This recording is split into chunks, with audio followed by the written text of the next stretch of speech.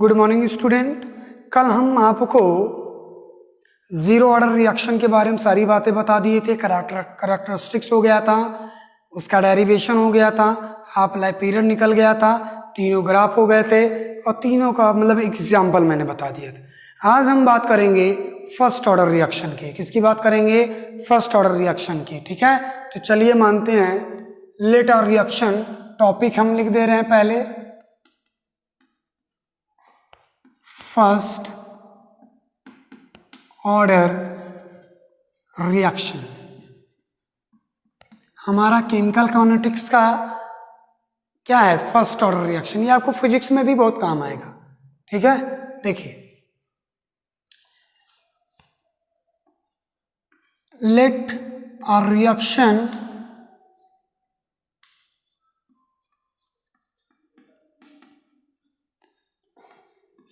To be a first order.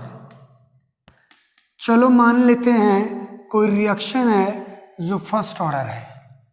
ठीक है, तो ए आपका रिएक्टेंट है, ये बदला प्रोडक्ट पी में। किसमें? प्रोडक्ट पी में। ध्यान दीजिएगा यहाँ पे देखिए।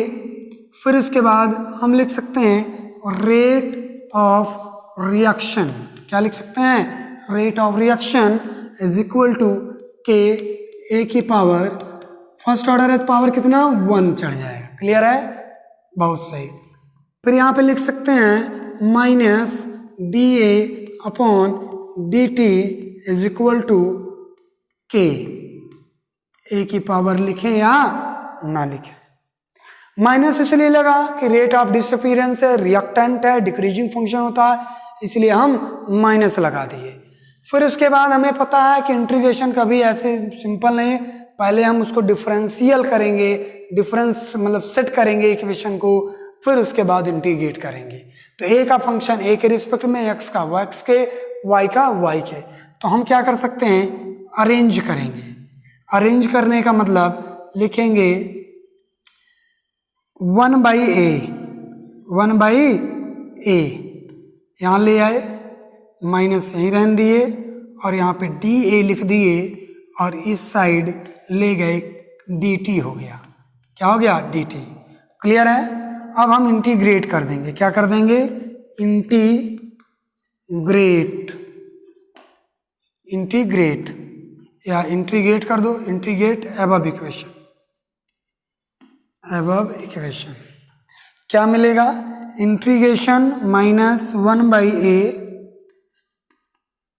डी ए बराबर के इंटू डी टी। ये मिल गया। क्लियर है? चलो अब हम यहां से काम करते हैं। हमें मिला minus 1/a D A is equal to K integration D T. अच्छा एक चीज देखो, dy बाई डी एक्स अगर है log x है तो हम इसको पढ़ सकते हैं 1/x आएगा। वैसे dy by D x ln x है तो हम पढ़ सकते हैं 1/x आएगा। तो इंटीग्रेशन डिफरेंशिएशन का उल्टा तो होता है, तो इसका मतलब इंटीग्रेशन अगर मैं इसका कर दूं 1/x का तो log x आना चाहिए, बेशक आएगा। तो उसी प्रकार अगर dA और यहाँ पे हम ले लें ln a तो इसका क्या आएगा? 1/a। और 1/a का अगर हम इंटीग्रेशन कर दें तो क्या आएगा? ln a आ जाएगा। ठीक है, उसी तरह देखिए यहाँ पे माइनस साइन है, माइनस साइन है तो हम इसको क्या लिख सकते हैं? ln a लिख दे सकते हैं। क्या लिख सकते हैं? ln a लिख दिए। क्लियर है? फिर उसके बाद यहाँ पे k और ये आपका t हो जाएगा प्लस i। ये आपका इक्वेशन बन गया। समझ में आया? ये आपका इक्वेशन बन गया। ध्यान से देख लीजिए, हम इधर वाला रफ कर देंगे, ये तो समझाने के लिए था, बन गया।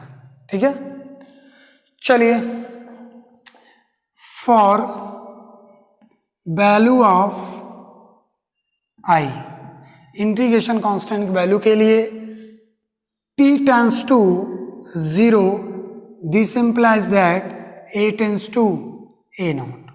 तो अगर समय बीता ही नहीं तो a का क्या आ जाएगा, a नॉट आ जाएगा। तो हम यहाँ पे लिख सकते हैं -ln a equal to k into, यहाँ पे 0 रख दें, इंटू 0 प्लस आई। तो -ln a नॉट आ जाएगा आपका इक्वल टू आई। ये आपकी इक्वेशन सेकंड हो गई। ये आपकी equation second. Equation second put in equation first, we get. Equation second को इक्वेशन फर्स्ट में पुट कर दें और हमें मिल जाएगा, क्या मिलेगा, -ln a is equal to k into T minus ln a naught, ln a naught मिल गया। अरेंज कर लें, अरेंज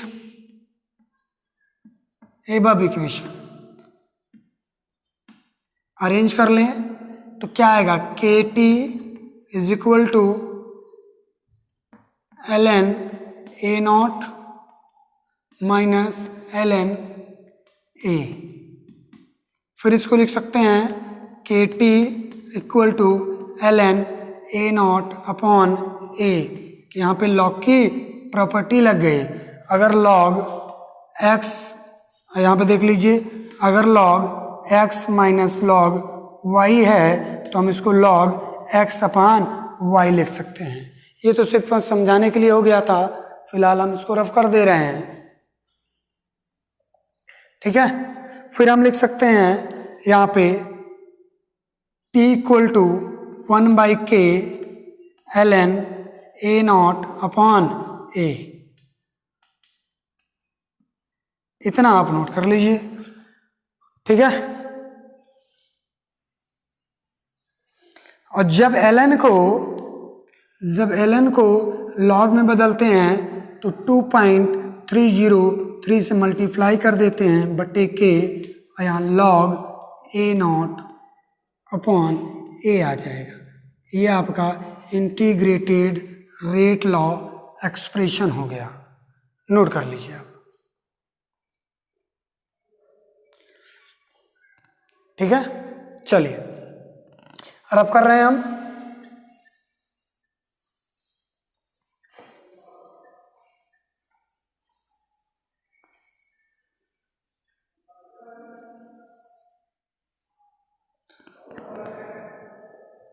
अब टॉपिक में चेंज करने चल रहा हूं।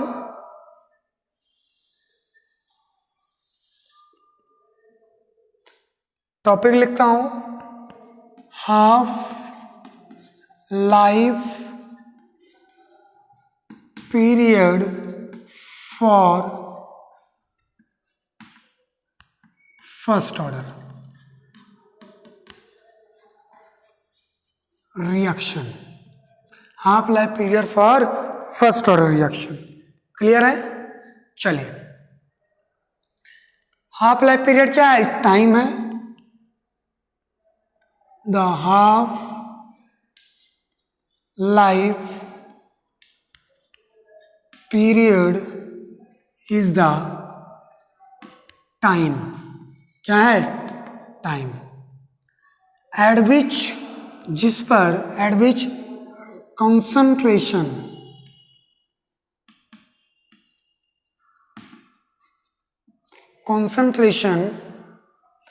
of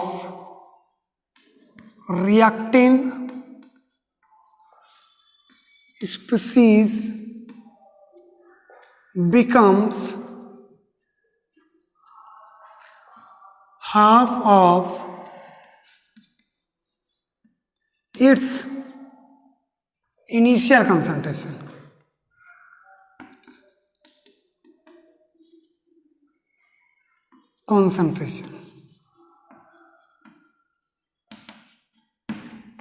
हाफ लाइफ पीरियड एक समय है मिनट में भी हो सकता है, सेकंड में भी हो सकता है, आवर में भी हो सकता है, ईयर में भी हो सकता है, जिस पर रिएक्टिंग स्पीसीज आधा हो जाए इनिशियल कंसंट्रेशन।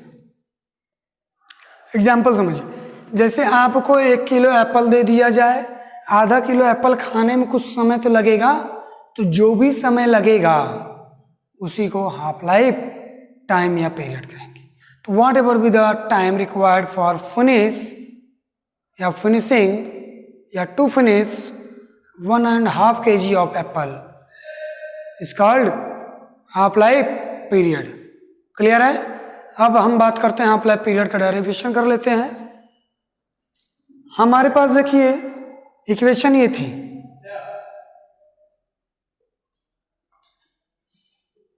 कि इक्वेशन क्या थे,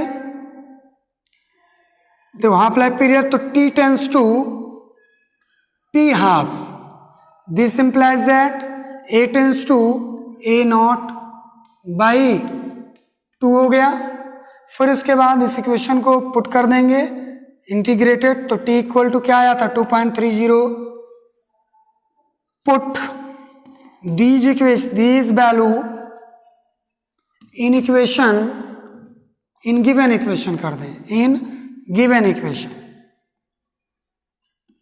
इक्वेशन क्या था आपका, T equal to 2.303 upon K log A nought by A, ये आया था ना, हमने इसीलिए इसको रफ नहीं किया, आया था ये, अब हम इसको रफ कर दे रहे हैं।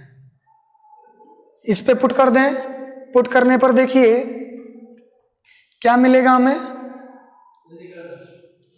एक सेकंड रुक जाइए, T equal to 2.303 upon K log A nought upon A, value put कर दीजिए, देखिए क्या मिलता है वैल्यू पुट करने पर, T half equal to 2.303 upon K log A nought upon A nought by 2 हो जाएगा, A नॉट से A नॉट कट गया, और T हाफ क्या आ जाएगा आपका, इसको रफ कर दे रहे हैं, T half equal to 2.303 upon K log 2 हो जाएगा, और T half equal to 2.303 into बटे के 0.3010, ये लॉग के 2 की वैल्यू होती है, तो T half equal to 0.693 upon K आ गया। इतना आप नोट कर लीजिए, अब बाकी बाद में बताते हैं, ठीक है।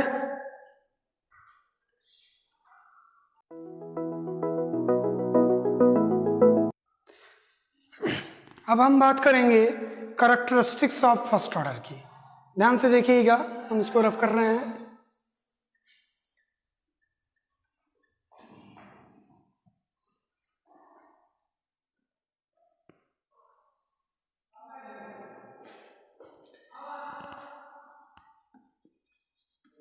Characteristics of first order, reaction, ठीक है। तो देखिए क्या आया था, A इक्वल टू बना प्रोडक्ट P, और रेट बराबर लिखे थे आप के A की पावर 1, ये लिखे थे ना, तो यहां देखिए, और इसका हाफ लाइफ पीरियड कितना आया था, P half equal to 0.693 by K। देखो rate of reaction is directly proportional to the initial concentration of reacting species, but it half life period is independent upon concentration of reacting, क्योंकि half life period में A कहीं है ही नहीं, ए कहीं है ही नहीं, तो डिपेंड कहां से करेगा। तो ध्यान दीजिए, the rate of reaction is directly proportional to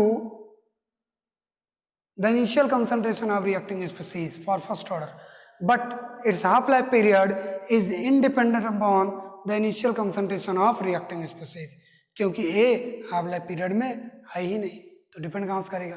तो लिखते हैं for first order,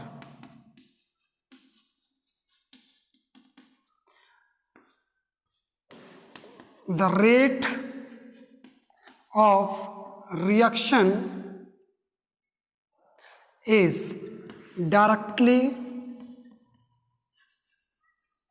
proportional to the concentration of reacting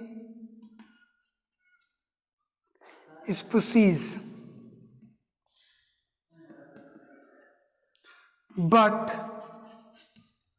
its half life period is independent upon initial concentration.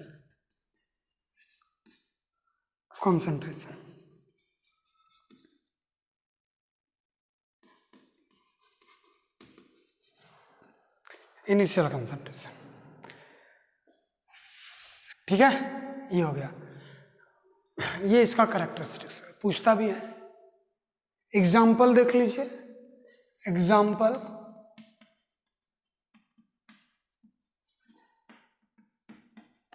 First order reaction,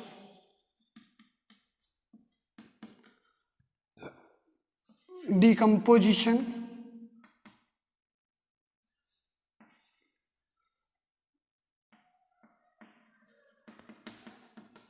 of N2O5। कई बार exam में पूछा भी गया है, first order का एग्जाम्पल बताइए, तो डिकम्पोजिशन ऑफ N2O5 आप याद रखिए। अब अगला टॉपिक हमारा होगा ग्राफिकल रिप्रेजेंटेशन। क्या होगा? Graphical representation. नोट कर लीजिए इसको।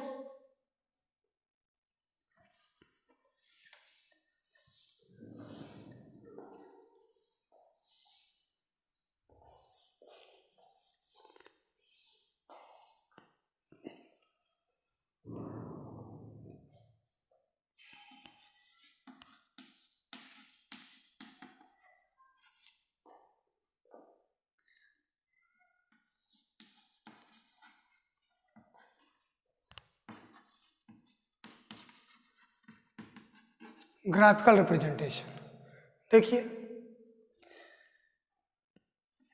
ए बना प्रोडक्ट पी में, और लिखे हम लोगों ने क्या? आर, पहला case, R rate of reaction, rate of reaction equal to K A की पावर 1। तो डायरेक्टली प्रोपोर्शनल हुआ ना, तो इसका ग्राफ बनेगा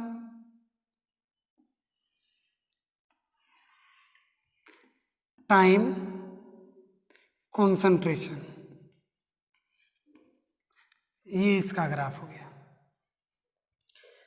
हाफ लाइफ पीरियड देख लीजिए,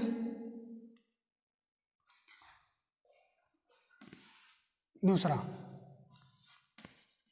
हाफ लाइफ पीरियड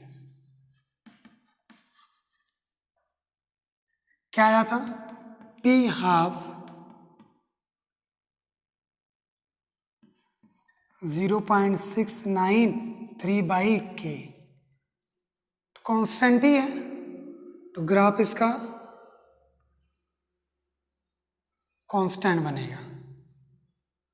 यहाँ टी हाफ ले लिया हमने, और यहाँ वेरिएबल है कुछ भी ले लो, है ना, वो आपका कांस्टेंट बने।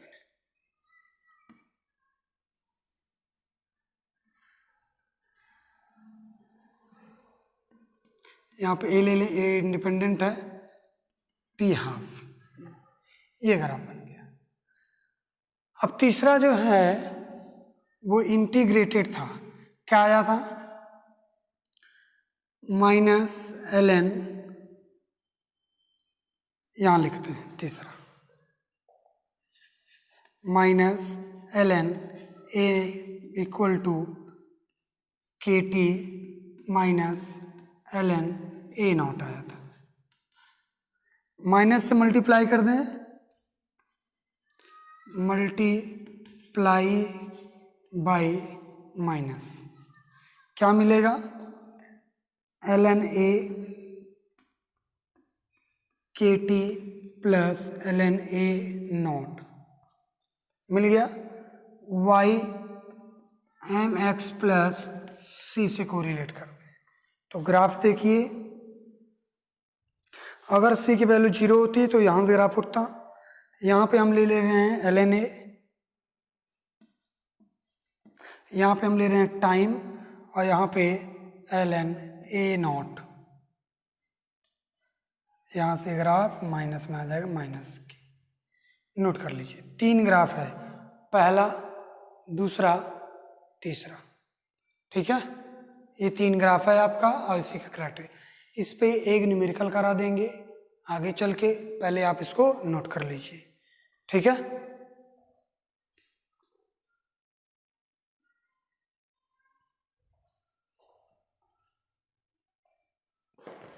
देखिए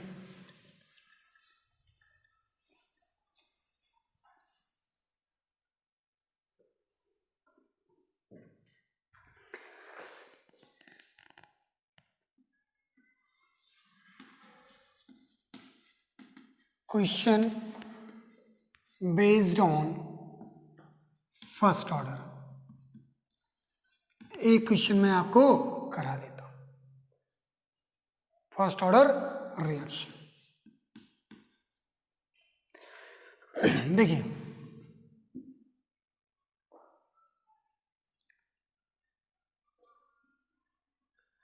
एक टाइम दिया है, समय 99.9% is equal to 10 times T half, ये प्रूव करना है। क्वेश्चन हमारा है कि एक कोई सब्सटेंसेस है जो समय 99.9% उसको कंज्यूम या रिएक्टेंट को प्रोडक्ट बदलने में लग रहा है, वो टी हाफ का 10 गुना है, टी हाफ का 10 गुना। तो टी हाफ का 10 गुना कर दें तो जितना समय टी हाफ में लगता है उसका 10 गुना कर देंगे तो वो समय आ जाएगा टी 99% का, 0.9% का। मतलब जो भी समय लग रहा है 99.9% कंज्यूम होने में, वो 10 गुना है टी हाफ का। यही क्वेश्चन हमें प्रूव करना। ठीक है, ये आपका एनसीईआरटी का एग्जाम्पल भी है और इसको ध्यान से देखिए। पहले हम लिखेंगे पहले हम इक्वेशन लिख लेंगे। तो T इक्वल टू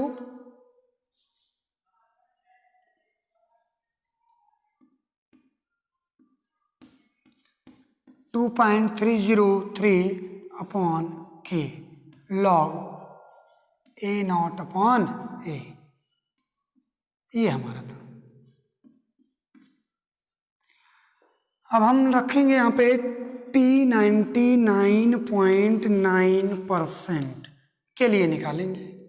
तो यहाँ पे 2.303 बटे के रख देंगे, लॉग ए होगा आपका 100 क्योंकि परसेंटेज इनिशियल 100 होगा, और यहाँ पे बचा हुआ रखेंगे। तो बचा हुआ कितना आएगा 0.1।